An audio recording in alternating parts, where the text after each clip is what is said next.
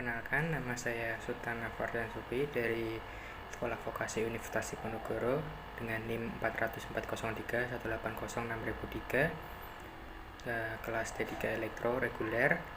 Nah, kali ini saya akan menjelaskan sebuah alat namanya Universal Remote Lamp sebagai alat tugas untuk praktek realisasi saya.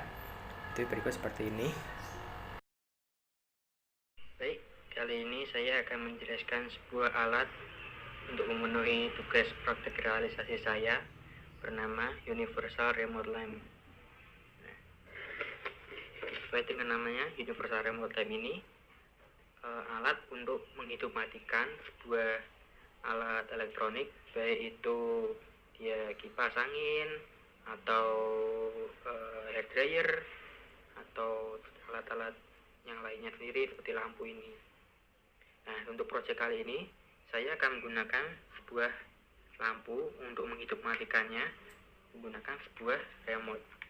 Nah, sesuai dengan namanya Universal Remote Lamp, dia bisa menghidupmatikan ini lampu dengan menggunakan sebuah remote.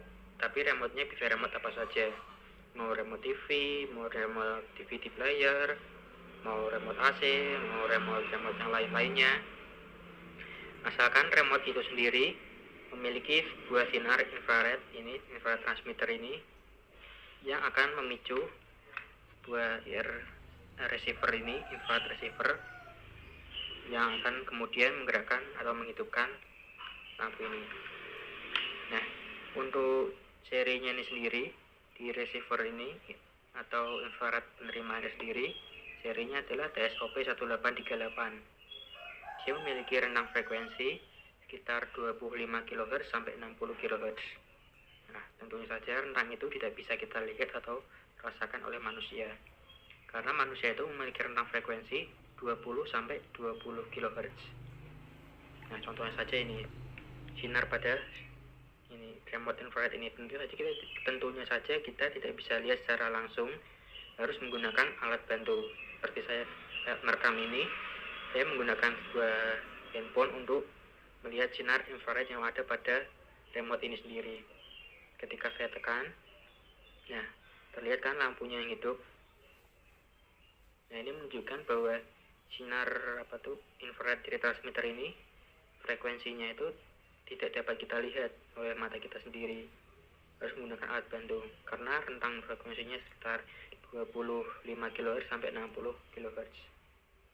Nah, alat ini tentu saja terhubung sebuah sumber atau power supply, tapi kita tidak menggunakan sebuah rangkaian power supply atau rangkaian PSA yang menggunakan trafo.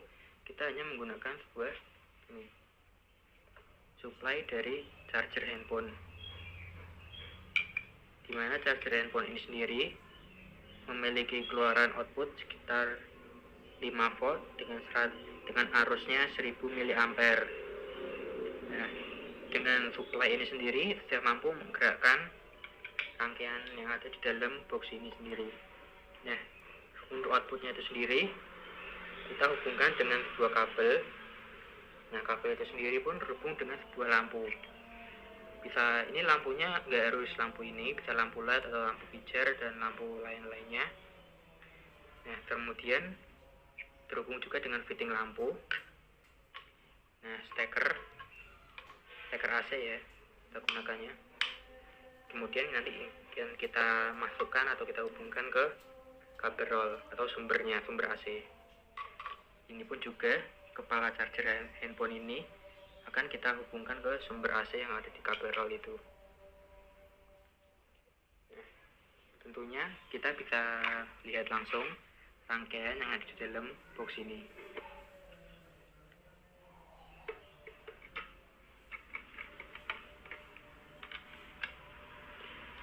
Nah, untuk rangkaiannya itu sendiri seperti ini. Nah, bisa dilihat untuk bentuk susunan rangkaiannya sendiri. Ya, saya hanya menggunakan PCB kecil untuk menghemat ruang yang agar tidak terlalu banyak. Kemudian yang ada di nempel di box atas ini adalah sensor TSOP tadi 1838. Nah, sensor TSOP ini sendiri memiliki 3 pin kaki. Yang atas ini VCC, 2 output, 3 grounding. Nah, tentu saja kaki VCC ini terhubung dengan sumber VCC atau positif ini. Jadi sumber positif ini. Nah, kaki grounding ini atau negatif terhubung dengan sumber negatif yang ada di kabel sini. Nah, sini. Kemudian kaki ini tengah output ini terhubung ke IC 55 trigger ini, atau pin trigger dari IC 55, pin kaki nomor 2. Nah, untuk biar lebih jelasnya akan saya tunjukkan skemanya, yaitu skema rangkaian dari Universal Remote Time ini, itu sebagai berikut. Nah, itu adalah skema rangkaiannya. Tadi saya jelaskan sampai pin trigger IC 55. Nah, pin IC trigger 55 ini atau pin nomor 2 IC 55 ini terhubung oleh kapasitor. Ini kapasitor yang memiliki nilai 10 mikrofarad dengan rentang voltasenya 100 volt. Nah, kenapa kita menggunakan nilainya segitu, 10 mikrofarad 100 volt? Kenapa nggak misalnya yang 20 atau 5 volt gitu? Nah, kita juga menyesuaikan dengan sumbernya yang tadi. Jika sumber dari supply-nya itu 5 volt, maka kapasitornya ini sendiri harus memiliki rentang voltase di atas 5 volt. Misalnya 7 volt atau 10 volt. Nah, tapi saya menggunakan 100 volt agar aman. Nah, sebenarnya bisa saja saya menggunakan 10 volt, 10 mikrofarad. Tapi kan saya menggunakan 100 volt agar aman aja. Rentangnya sangat jauh sekali. Jadi kemungkinan atau rusaknya pun kecil. Nah, karena di sini saya menggunakan bernilai 10 mikrofarad untuk memperkuat sinyal dari sini. IR receiver dari TSOP 1838 ini sendiri, agar dapat memicu ini pin 2 dari IC 55 atau pin trigger ini.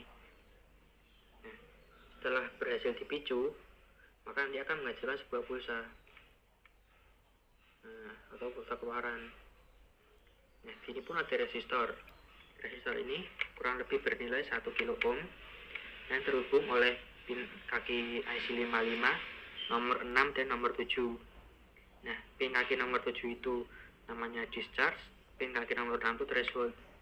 Nah, jadi fungsinya itu seperti untuk timingnya. Jadi seperti ada waktu jedanya sendiri untuk pulsanya itu sendiri dan untuk timingnya itu sendiri dalam menghidupkan sebuah atau memberikan pulsa ke outputnya itu sendiri, dan melakukan reset saat itu juga. Nah, kemudian setelah tadi sudah di timing dan dikasih reset itu sendiri, nah selanjutnya adalah ke pin kaki nomor 5 ini sebagai penstabil tegangan untuk referensi. Nah, penstabil tegangan referensi ini kita hubungkan dengan sebuah kapasitor keramik dengan bodi atau yang bodi nilainya itu 104. Nah, bodinya itu tulisannya 104. Ya, kurang lebih nilainya 0,1 mikrofarad atau 100.000 picofarad. Jadi 0,1 mikrofarad kalau jadikan picofarad ya sekitar 100 mikrofarad, 100.000 mikrofarad. Nah, kurang lebih seperti itu. Kemudian kaki nomor 8 dan kaki nomor 4, kaki nomor 8 ini dan kaki nomor 4 ini terhubung oleh sumber positif VCC ini sendiri. Nah, itu harus dihubungkan ke VCC, sumber positif. Nah, kemudian kaki nomor 1 ini dari IC 55 terhubung ke grounding. Nah, ground sini negatif. Sesuai dengan datasheet yang ada di IC 55 ini atau IC timer ini sendiri. Setelah itu, kaki dari IC 55 sendiri ada kaki pin nomor 3 atau kaki outputnya itu sendiri. Nah, kaki outputnya ini sendiri itu terhubung dengan kaki nomor 4 IC 74LS109. Nah, kaki 4 pada IC 74LS109 itu adalah kaki clock. Jadi ini IC 55 memancarkan atau mengeluarkan sebuah pulsa, kemudian diterima oleh ini kaki nomor 4 clock dari IC 74109. Sebenarnya ini adalah IC dual JK flip flop. Jadi di dalamnya itu ada semacam rangkaian CK flip-flop di dalam IC ini, tapi ada dua. Nah, tapi dalam percobaan kali ini kita hanya menggunakan satu CK flip-flop, jadi satunya lagi tidak usah, walaupun di IC ini ada dua rangkaian CK flip-flop. Nah, kemudian ada pin kaki nomor 2 itu terhubung ke rangkaian sumber VCC. Jadi pin kaki nomor 2 atau J itu yang dari di 74L109 itu, pin 2 itu J terhubung ke positif VCC di sini, dan K atau kaki nomor 3 itu terhubung ke negatif sini.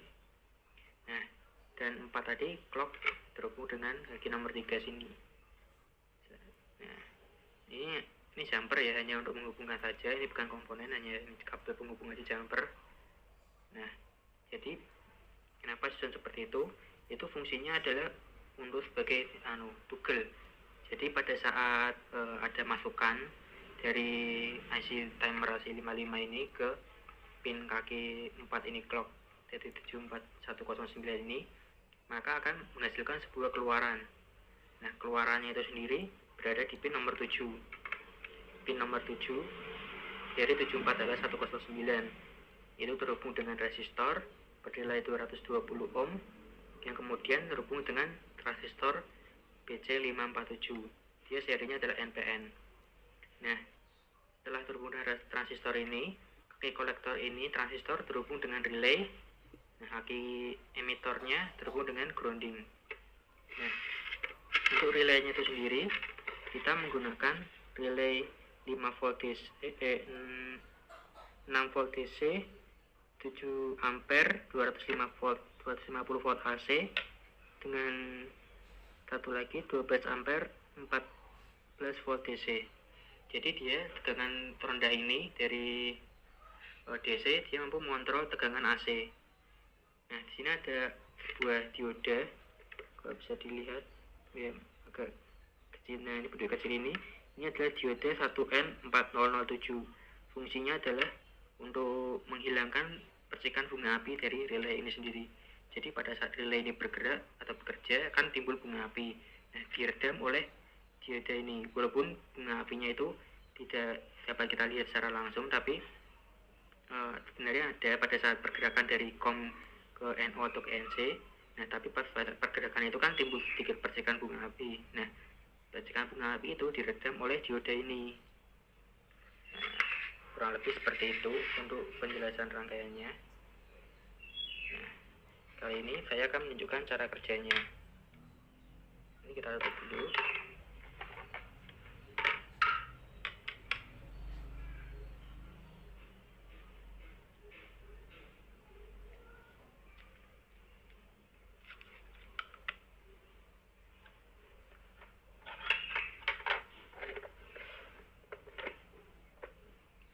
Setelah ditutup, kita akan hubungkan ini sumber ini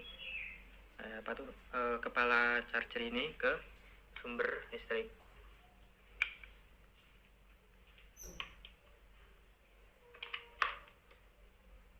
Nah, kemudian kita akan menghubungkan juga ini ke steker yang lampu ini ke stop kontak sini.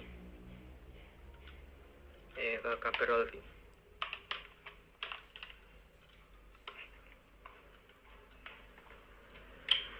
Nah, kemudian kita hidupkan lampunya. Nah, pada kondisi ini belum hidup. Kenapa? Soalnya kita belum menekan atau menghidupkan menggunakan remote ini. Jadi cara kerjanya ketika ini saya tekan, ini sembarang yang menekan tombolnya, karena IR switch TSOP 1838 itu ini membaca sinyal masukan, baik itu sembarang itu nilainya dari kodenya itu mau berapa aja. Jadi ketika kita pencet, ini saya demokan. Nah, lampunya akan hidup. Dia membaca sebuah sinyal dari remote ini sendiri.